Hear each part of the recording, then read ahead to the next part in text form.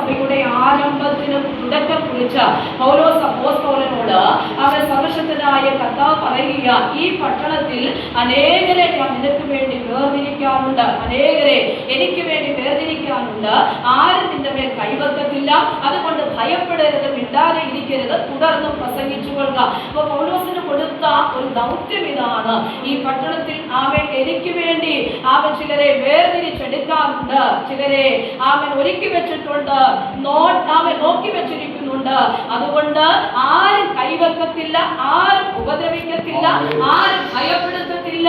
അവൻ കാരണം അവൻ എനിക്ക് വേണ്ടി ചിലർ വേർതിരിച്ച് അവൻ സർവശക്തനായ ദൈവം മാറ്റി നിർത്തിയിരിക്കുക. ചില കുടുംബങ്ങളെ മാറ്റി നിർത്തിയിരിക്കുന്നു, ചില വ്യക്തികളെ മാറ്റി നിർത്തിയിരിക്കുന്നു, ചില യൗവനക്കാരെ മാറ്റി നിർത്തിയിരിക്കുന്നു, ചില സഹോദരങ്ങളെ മാറ്റി നിർത്തിയിരിക്കുന്നു. അതുകൊണ്ട് ആരും അന്നേരില്ല, നിന്റെ മേൽ കൈവക്കത്തില്ല. കാരണം ഉത്തരവാദിത്വം ദൈവത്തിനാണ്. അവൻ ദൈവം ഏറ്റെടുത്ത് പ്രവർത്തിക്കുക തന്നെ ചെയ്യും. അതുകൊണ്ട് പൗലോസിനോട് പറയുക, തുടർന്നും മിണ്ടാതെ ഇരിക്കരുത്, സംസാരിച്ചു കൊണ്ടേയിരിക്കുക, അവൻ പ്രസംഗിച്ചു കൊണ്ടേയിരിക്കുക.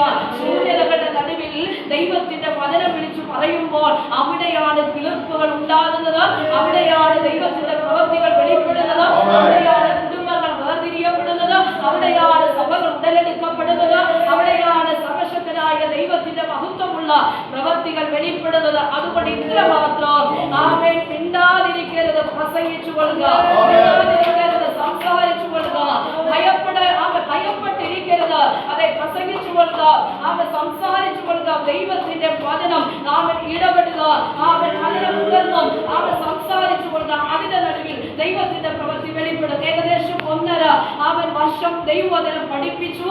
അവൻ അനുഗ്രഹിക്കപ്പെട്ട സഭയോടെ ഉടലെടുക്കുവാനിടയായി തീർന്നു. അങ്ങനെ അവൻ വ്യത്യസ്തമായ വിഷയങ്ങളെ കൊണ്ട് സ്തോത്രം അവൻ ഉള്ളതായിരിക്കുന്ന ഈ പട്ടണത്തിൽ ഈ ദൈവസഭയ്ക്ക് വേണ്ടി അവൻ പൗലോസ് അപ്പോസ്തലൻ ലേഖനം എഴുതുകയാണ്. 1-ാം അധ്യായത്തിന്റെ 18-ാമത്തെ വാക്യത്തിലൊക്കെ വായിക്കുമ്പോൾ ക്രൂശിന്റെ വചനം നശിച്ചു പോകുന്നവർക്ക് മോശത്വമാണ്, അത് രക്ഷിക്കപ്പെടുന്ന നമുക്കത് ദൈവശക്തിയാണ്. അതിൻ്റെതായ വിവരണങ്ങളൊക്കെ നൽകിക്കൊണ്ട് ഈ ലോകജ്ഞാനത്തിന്റെ ആബന്ധ്യം എന്തെന്ന് വളരെ കൃത്യമായി അത് തെളിവോടുകൂടി സംസാരിച്ചതിന് ശേഷമായിട്ട് സഹോദരന്മാരെ നിങ്ങളുടെ വിളിയെ നോക്കുവിൻ. ലോകാഭിപ്രായ പ്രകാരം ജ്ഞാനികൾ ഏറെയില്ല, ബലവാന്മാർ ഏറെയില്ല, കുലീനന്മാർ ഏറെയില്ല.